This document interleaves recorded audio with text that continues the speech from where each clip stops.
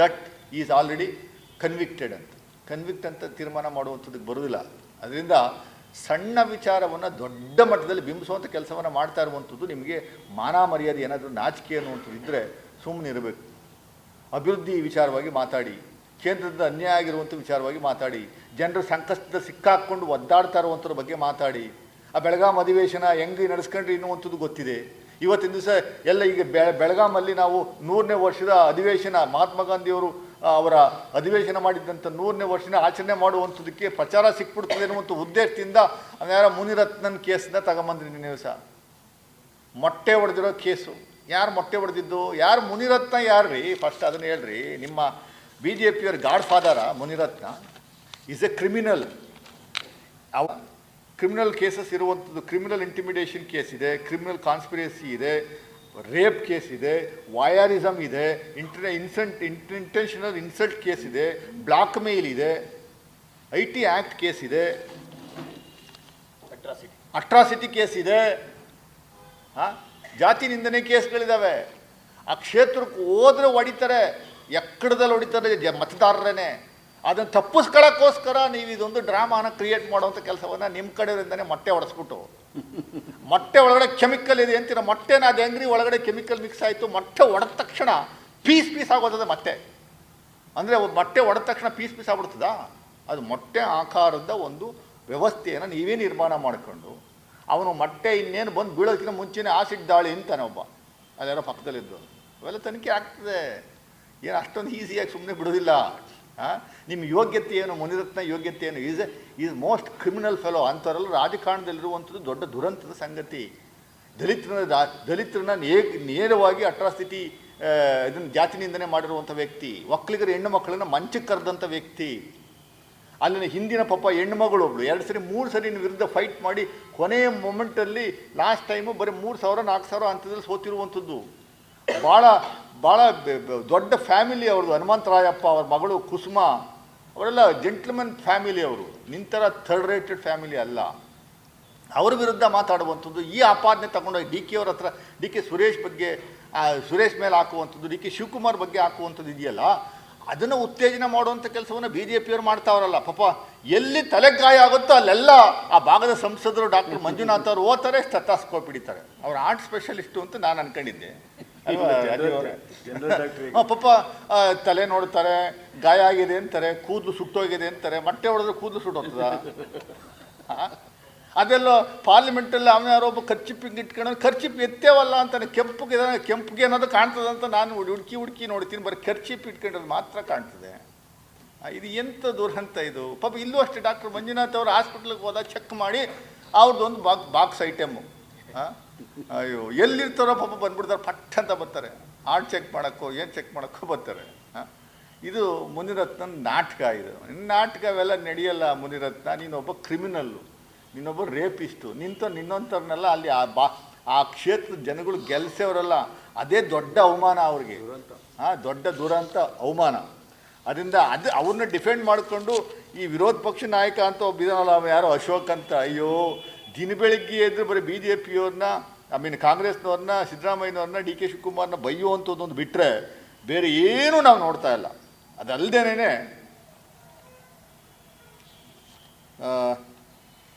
ನಿಂದು ಜಾತಿ ನಿಂದನೆ ಮಾಡಿರುವಂಥದ್ದು ನಂದಲ್ಲ ವಾಯ್ಸು, ನಾನು ಮಾತಾಡಿಲ್ಲ ಅನ್ನುವಂಥದ್ದು ಏನು ಹೇಳ್ಕೊಂಡಿದ್ದೆಲ್ಲ. FSL ಕಳಿಸಿದ್ದು FSL ದೃಢೀಕರವಾಗಿ ಬಂದಿದ್ದೆ ನಿಮ್ಮದೇ ವಾಯ್ಸು ಅಂತ. ಆಮೇಲೆ ನೀನು ಲಂಚೆ ಬೇಡಿಕೆ ಇಟ್ಟಿದ್ದೆಲ್ಲ SIT ಅವರು ಪ್ರಾಸಿಕ್ಯೂಷನ್ಗೆ ಕೇಳವ್ರೆ. ಇನ್ನು ಕೆಲವೇ ದಿನಗಳಲ್ಲಿ ಮತ್ತೆ ವಾಪಸ್ ಹೋಗುವಂಥ ಕೆಲಸವನ್ನು ಮಾಡ್ತಾರೆ. ನೀನು ವಾಪಸ್ ಎಲ್ಲಿದ್ದೆ ನೀನು 1-1.5 ತಿಂಗಳು ಅದೇ ಜೈಲಿಗೆ ಹೋಗುವಂಥ ಕೆಲಸವನ್ನು ಮಾಡಿಸುವಂಥದ್ದು SIT ಅವರು ಪೊಲೀಸ್ನವರು ಮಾಡಬೇಕು ಅನ್ನುವಂಥದ್ದು ನಮ್ಮೆಲ್ಲ ಒಂದು ದಾಖಲೆ ಸುಟ್ಟಾಗಿರುವಂಥದ್ದು. ಆಮೇಲೆ ಫೇಕ್ ID ಕಾರ್ಡ್ನ ಕ್ರಿಯೇಟ್ ಮಾಡಿದ್ದು, ವೋಟರ್ಸ್ ಕಾರ್ಡ್ನ ಕ್ರಿಯೇಟ್ ಮಾಡಿರುವಂಥದ್ದು ಎಲ್ಲ ಕೇಸ್ಗಳು ಸುತ್ತಾಕಂಥವು. ಏನು ತಲೆ ಕೆಡಿಸ್ಕೊಂಬೇಡಿ. ಇದಕ್ಕೆ ಸರಿಯಾದ ಉತ್ತರವನ್ನು ನೀವು ಕೊಡಬೇಕಾಗುತ್ತೆ ಮುಂದಿನ ದಿನಗಳಲ್ಲಿ.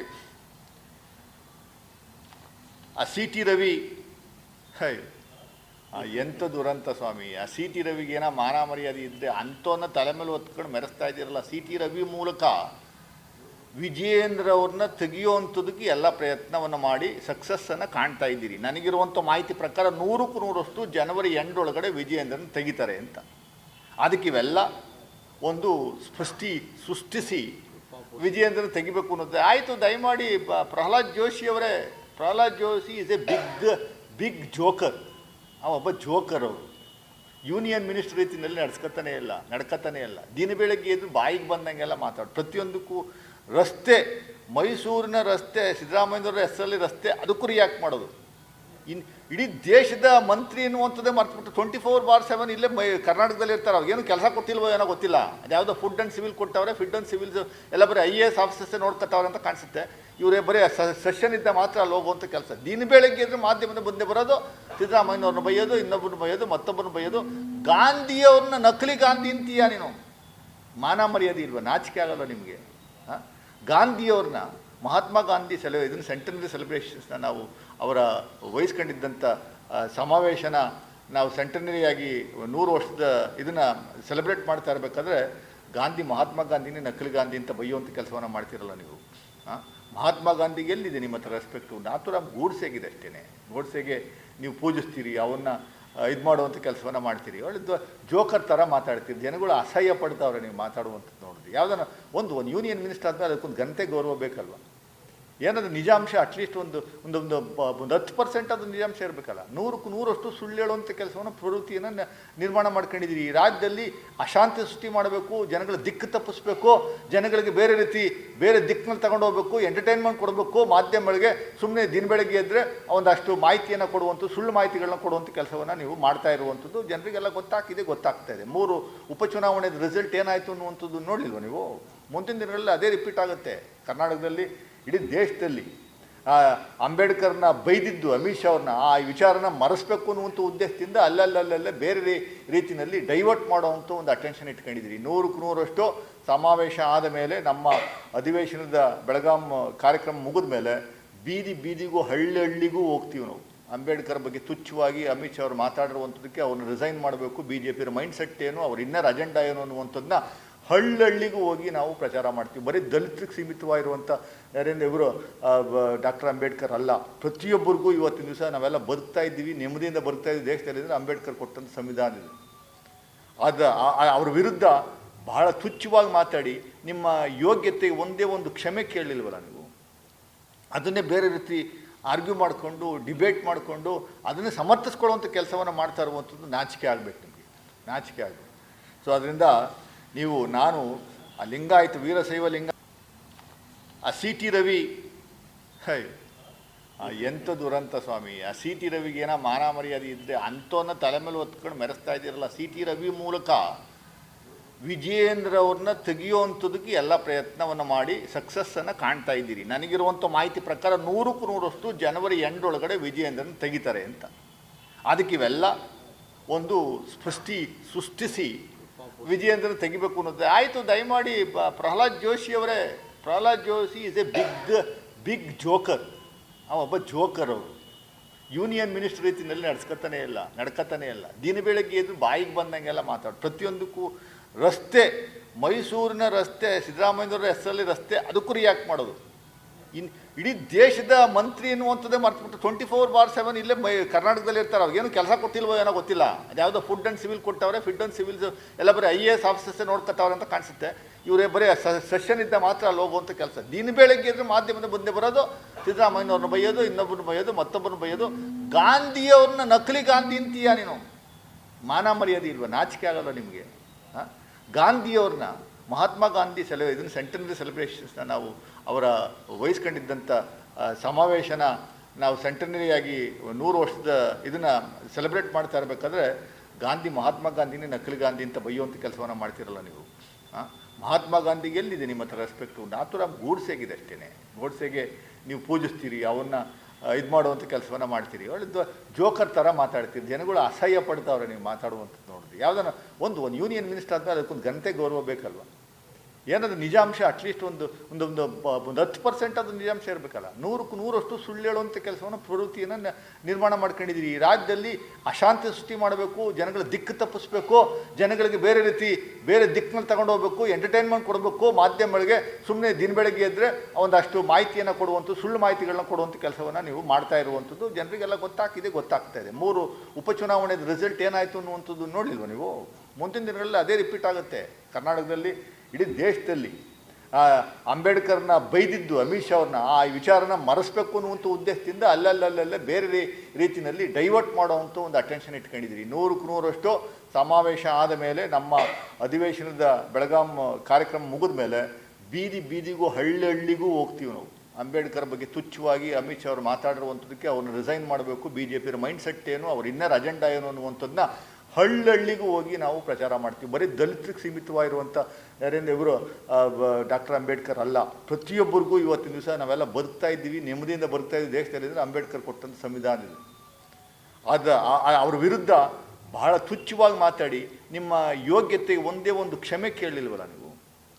ಅದನ್ನೇ ಬೇರೆ ರೀತಿ ಆರ್ಗ್ಯೂ ಮಾಡಿಕೊಂಡು ಡಿಬೇಟ್ ಮಾಡಿಕೊಂಡು ಅದನ್ನೇ ಸಮರ್ಥಿಸ್ಕೊಳ್ಳುವಂಥ ಕೆಲಸವನ್ನು ಮಾಡ್ತಾ ಇರುವಂಥದ್ದು ನಾಚಿಕೆ ಆಗಬೇಕು ನಿಮಗೆ, ನಾಚಿಕೆ ಆಗಬೇಕು.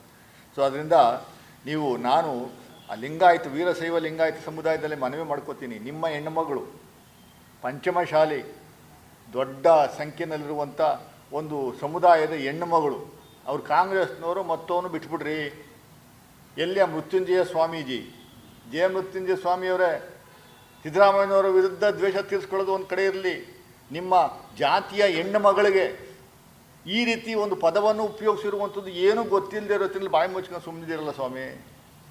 ಇದು ಎಂಥ ದುರಂತ. ವೀರಶೈವ ಲಿಂಗಾಯತರು ಎಂಥ ದೊಡ್ಡ ಸಮುದಾಯ, ರೆಸ್ಪೆಕ್ಟ್ ಇರುವಂಥ ಒಂದು ಸಮುದಾಯ, ಅದು ಅವರು ಸುಮ್ಮನಿದಾರಲ್ಲ ಅನ್ನುವಂಥದ್ದು ನಮಗೆ ಭಾಳ ಬೇಸರ ಆಗ್ತಾ ಇರುವಂಥದ್ದು. ನಾವು ರಾಜಕಾರಣಿಗಳು ಮಾತಾಡುವಂಥದ್ದು ಬೇರೆ, ಈಗ ಅವರು ಸುಮ್ಮನೆ ಇದ್ದಾರಲ್ಲ ಈ ಲೆವೆಲ್ಗೆ ಮಾತಾಡಿರುವಂಥದ್ದು, ಈ ಲೆವೆಲ್ಗೆ ಮಾತಾಡಿದ್ದನ್ನು ನಾನು ಮಾತಾಡಿಲ್ಲ ಅಂತ ಸುಳ್ಳು ಹೇಳುವಂಥದ್ದು, ಪ್ರಾಸ್ಟಿಟ್ಯೂಟ್ ಅನ್ನುವಂಥದ್ದನ್ನ ಫ್ರಸ್ಟ್ರೇಟ್ ಅನ್ನುವಂಥ ಪದನ ಯಾರೋ ಒಬ್ಬ ಕರೆಕ್ಟಾಗಿ ಹುಡುಕಿ ಕೊಟ್ಟವನು ನೋಡಿ. ಆ ಪದಕ್ಕೆ ಜೋಡಣೆ ಆಗುವಂಥದ್ದಕ್ಕೆ ಫ್ರಸ್ಟ್ರೇಟ್ ಅಂದೆ ಅಂತ ಹೇಳ್ತಾನೆ. ಬಾಪ ಹಂಗಾರೆ ಅವ್ರು ಚಾಲೆಂಜ್ ಮಾಡಿದಾರಲ್ಲ, ಧರ್ಮಸ್ಥಳಕ್ಕೆ ಹೋಗು ಬಾ, ಆಣೆ ಪ್ರಮಾಣ ಮಾಡು, ನಾನು ಅಂದಿಲ್ಲ ಅಂತ ಹೇಳು. ದೇವ್ರ ಮೇಲೆ ನಂಬಿಕೆ ಇದ್ದರೆ ನಿಮಗೆ, ದೇವ್ರ ಮೇಲೆ ನಂಬಿಕೆ ಎಲ್ಲಿದೆ ನಿಮಗೆ? ದೇವ್ರನ್ನ ಉಪಯೋಗಿಸ್ಕೊಂಡು ರಾಜಕಾರಣ ಮಾಡುವಂಥ ಕೆಲಸವನ್ನು ಮಾಡ್ತಾಯಿದ್ದೀರಿ ಅಷ್ಟೇ. ಯಾವ ಕಾರಣಕ್ಕೂ ನಾವು ಲಕ್ಷ್ಮೀ ಹೆಬ್ಬಾಳ್ಕರ್ ಅಷ್ಟೊಂದು ಈಸಿಯಾಗಿ ಬಿಡಲ್ಲ ನಿಮ್ಮನ್ನು. ನಿಮ್ಮ ಯೋಗ್ಯತೆಗೆ 35,000 40,000 ಮತದಾರರಿದ್ದಾರೆ ನಿಮ್ಮ ಕ್ಷೇತ್ರದಲ್ಲಿ, ಮತ್ತೆ ನೀವು ಗೆದ್ದುಬಿಡಿ ನೋಡೋಣ. ಚಿಕ್ಕಮಗಳೂರು ಕ್ಷೇತ್ರದಲ್ಲಿ ಮುಗೀತು ನಿಮ್ಮ ರಾಜಕಾರಣ ಅನ್ನುವಂಥದ್ದು ಅರ್ಥ ಮಾಡ್ಕೊಳ್ಳಿ. ಅವ್ರನ್ನ ಬೆಂಬಲಿಸುವಂಥ ಕೆಲಸವನ್ನು BJP ಅವ್ರು ಮಾಡ್ತಾರಲ್ಲ, ಚುನಾವಣೆ ಸಂದರ್ಭದಲ್ಲಿ ಅವ್ರು ಬುದ್ಧಿ ಕಲಿಸ್ತಾರೆ. ಪ್ರತಿಯೊಬ್ಬರು ಮಹಿಳೆಯರು ಅರ್ಥ ಮಾಡ್ಕೊಬೇಕು, ಯಾವ ರೀತಿ ಮಹಿಳೆಯರನ್ನ ನಡೆಸ್ಕೊಂತಾರೆ ಅನ್ನುವಂಥದ್ದು ಅರ್ಥ ಆಗುವಂಥದ್ದು ಆಗಬೇಕು ಅನ್ನೋದು ಅಷ್ಟೇ ನಮ್ಮ ಇದು. Thank you sir. ಹೆಚ್ಚಿನ ವಿಡಿಯೋಗಳಿಗೆ ಪ್ರತಿಧ್ವನಿ ಯೂಟ್ಯೂಬ್ ಚಾನೆಲ್ ಸಬ್ಸ್ಕ್ರೈಬ್ ಮಾಡಿ, ಬೆಲ್ ಐಕಾನ್ ಕ್ಲಿಕ್ ಮಾಡಿ.